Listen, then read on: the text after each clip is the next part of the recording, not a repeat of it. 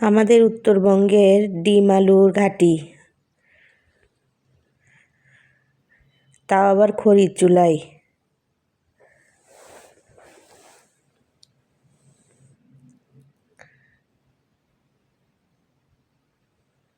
এখানে ডিম আলুগুলোকে ভালো করে সিদ্ধ করে নিতে হবে। শীতের দিনে চুলার পাশে বসে রান্না করতে ভালোই লাগে। আলু আর ডিমগুলোকে ভালো করে ছিলে নিতে হবে।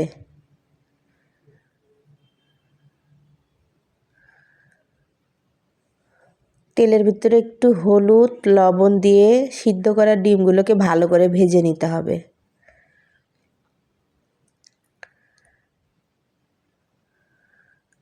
ভালোভাবে ভেজে নিয়ে এগুলোকে তুলে নিতে হবে।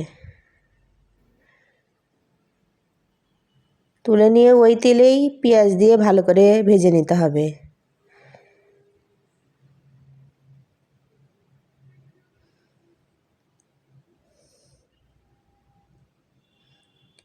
পেঁয়াজ দিয়ে ভালো করে ভেজে নিয়ে এর মধ্যে হলুদের গুঁড়া, মরিচের গুঁড়া, আদা রসুন বাটা, লবণ, গরম মশলা সব কিছু দিয়ে একটু পানি দিয়ে ভালো করে কষিয়ে নিতে হবে।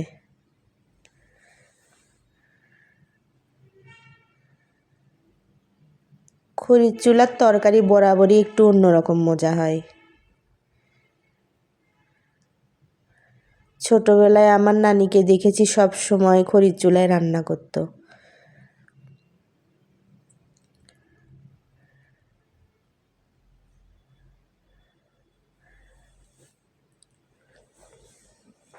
কেন জানি খড়ির চুলার রান্নার একটা মজা আলাদা, যেটা আপনি গ্যাসেই বলেন আর ইন্ডাকশনেই বলেন অতটা মজা হয় না।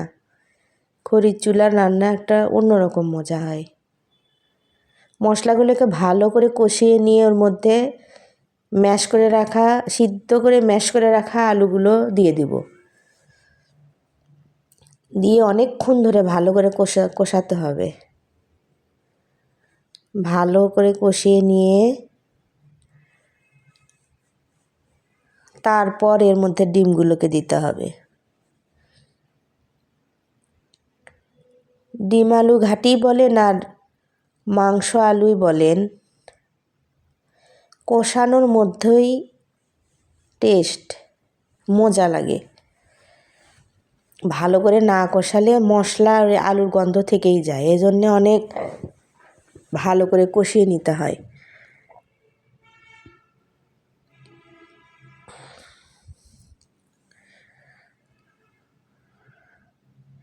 ভালো করে কষিয়ে নিয়ে তারপরে এর মধ্যে পরিমাণ মতো ঝোলের জন্য পানি দিয়ে দিতে হবে।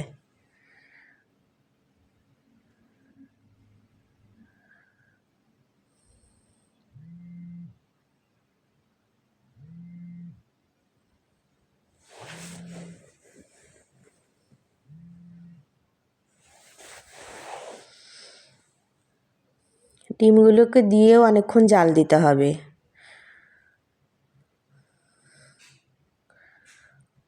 তাহলে তরকারি মজা হয়।